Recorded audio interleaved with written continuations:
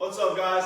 Welcome to today's workout. I hope you're having an amazing day. Hey, if you're not, if it's been a struggle, that's fine too, because guess what? You are here now, you made it here, you opened the video, you took the chance, you took the challenge, and you are doing it. So before we start, I want you to pick something. It can be as small or as big as you want. I want you to pick something that you are happy or something that was good about your day. This is one question. You know, if you've been with me before or in person, I always ask, tell me something good about your day, because guess what? We all have something good no matter what happens.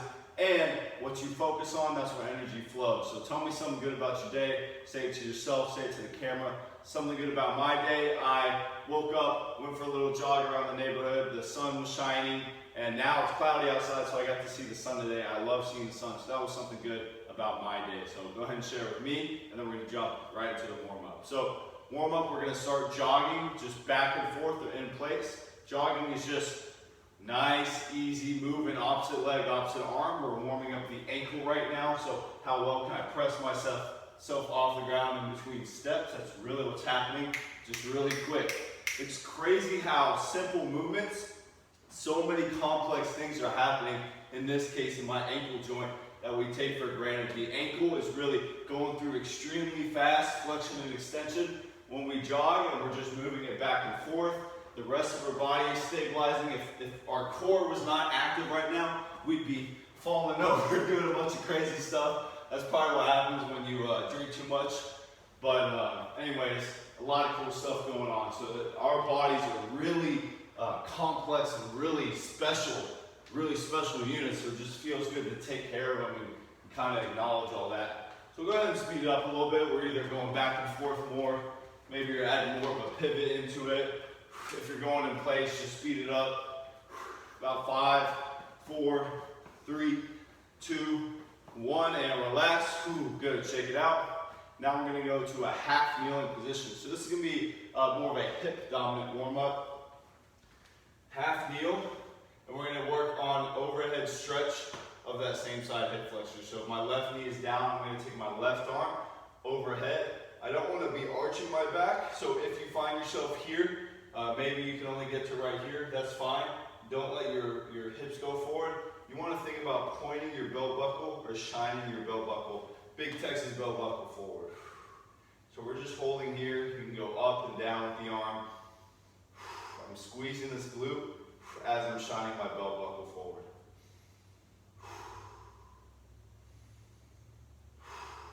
And switch sides. Depending on where you're watching this from, I live in Texas right now, so I always say shine your big Texas belt buckle forward.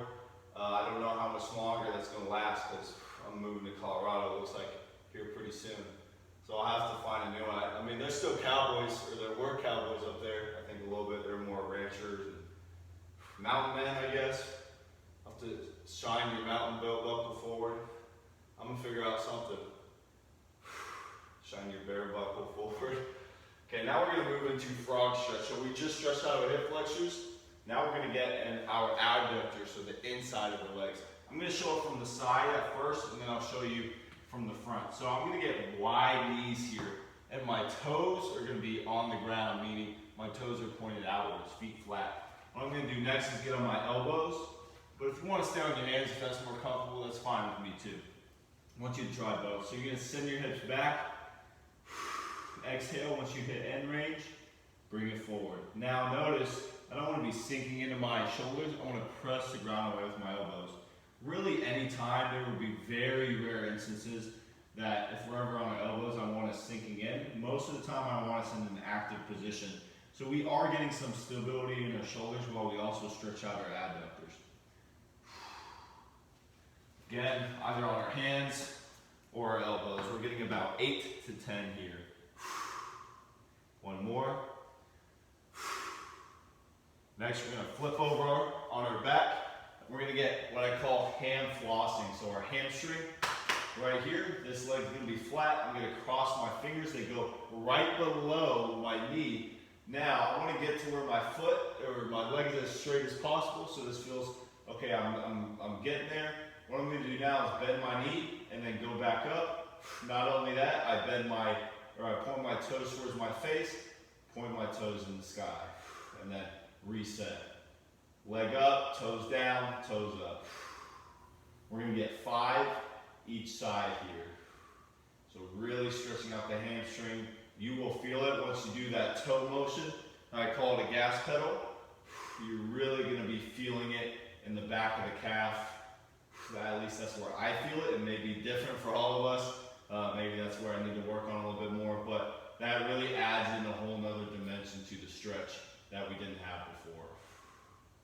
Okay, once we get about 5 each side, we're gonna go into glute bridge to finish it. So we're lying on our back, heels come towards our butt. Now we're activating everything together. We stretched out the back, we stretched out the front and the inside. Now we're gonna activate the glutes, which we want because they are extremely underactive generally for most people. So this definitely is a good activation to add in.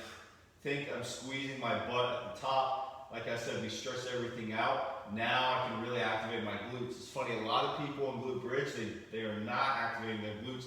They've shown it in studies where they hook people up to little electrodes, and I've just seen it. If a lot of people are doing this, this is not a glute bridge. This is a lower back extension bridge. So you need to be cognizant of squeezing your glutes and also not going too high in the bridge. And we'll get about 10 there. Once we do that, we are ready to go. We're all warmed up. I will see you guys in the workout. Peace.